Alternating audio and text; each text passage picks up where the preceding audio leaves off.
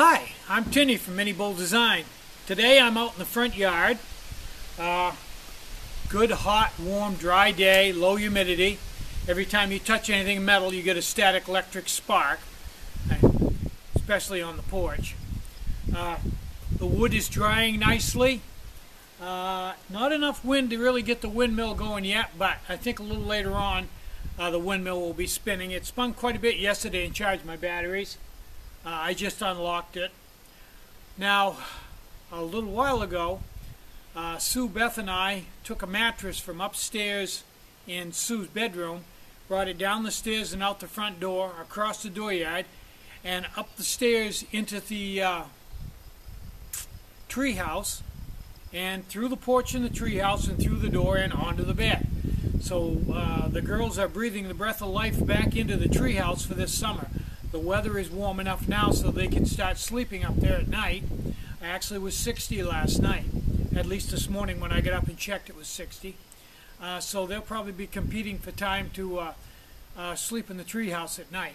So let's go up and take a quick look at the treehouse just so you remember what it looks like.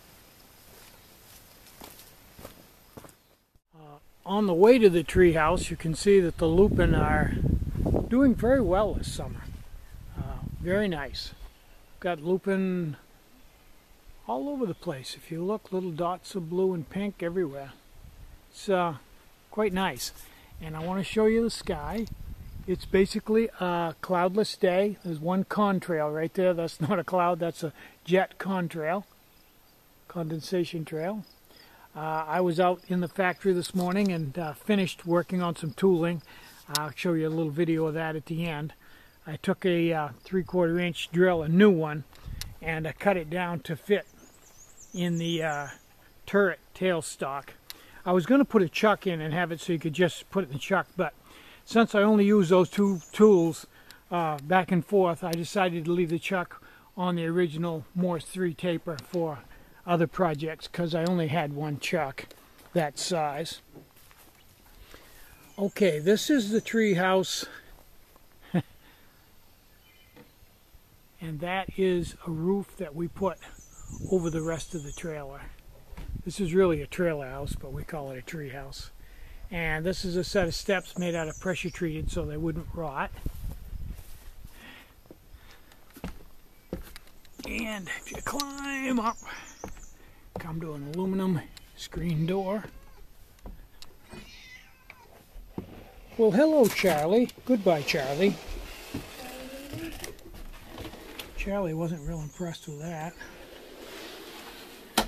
Okay, and then you come up, and it's really hard with a camera that doesn't have a really wide angle or a fish lens to capture this.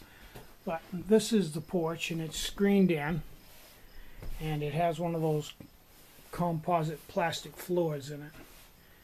And get a pretty good view out here of the treetops. Just zoom around slowly. This is just a nice place to be. It's all shaded by the trees. You can kind of see the house over there if I walk over to this end. And there's a spruce tree there.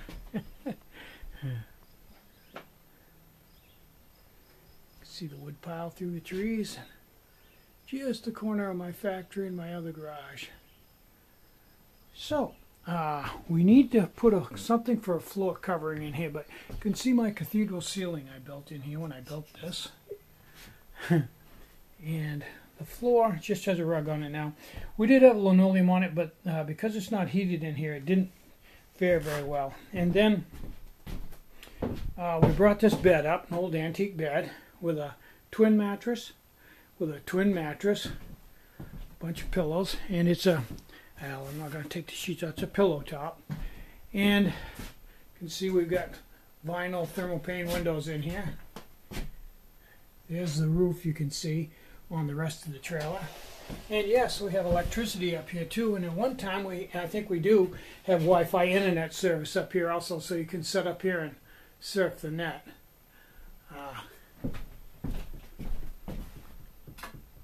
Cool beans.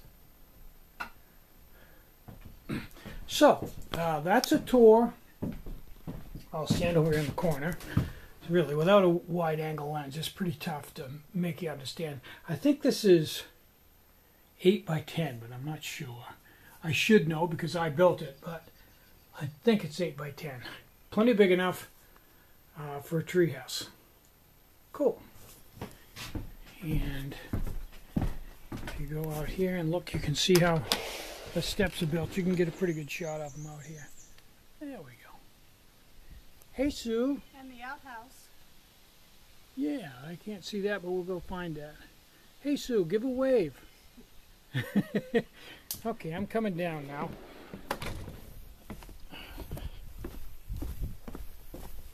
And if you need the facilities, not unlike an AT shelter, you just walk up this trail.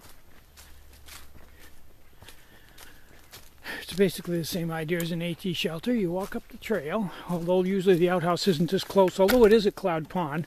And voila, you have an outhouse. Cool beans.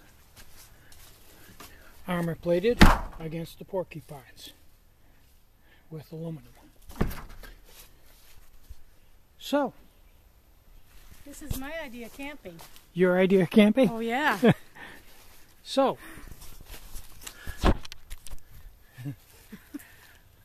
I'm Tinny from minibulldesign. Get out and hike, take a friend, enjoy the great outdoors, and more important than anything, try to have a really great day. Try to get out and have some fun today. Bye-bye. Cool beans.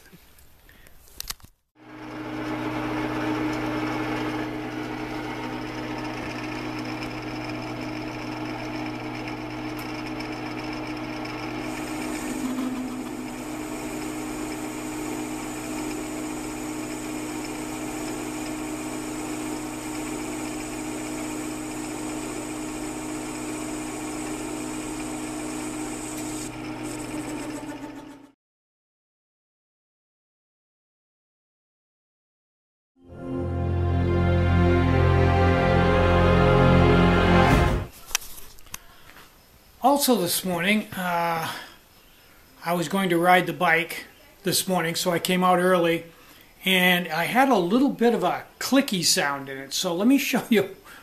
And this click has been here. I've had the bike 3 or 4 years, and the click has always been there off and on. I never could find it. I've done virtually 10 different things, and it's always been there. So I finally found out what it was. This head, which is I built, has a, it's not, the base of it isn't quite wide enough for good leverage, so it, when you really get onto it hard, it moves a little bit this way because the chain is pulling on it. Well, over time it has moved back a degree, and what was happening was, if you look right there, you can see a bump.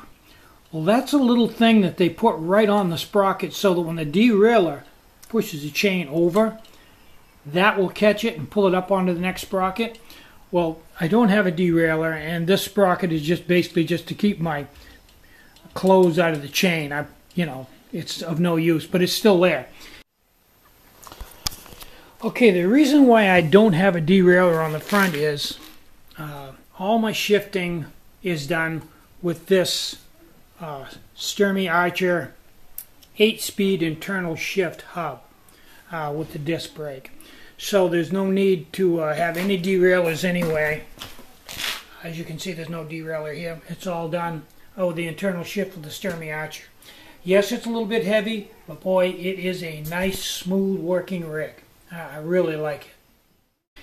And this got close enough over here so that sometimes, just now and then, if the chain was going back and forth, it would catch on that and make a real light little clicking sound.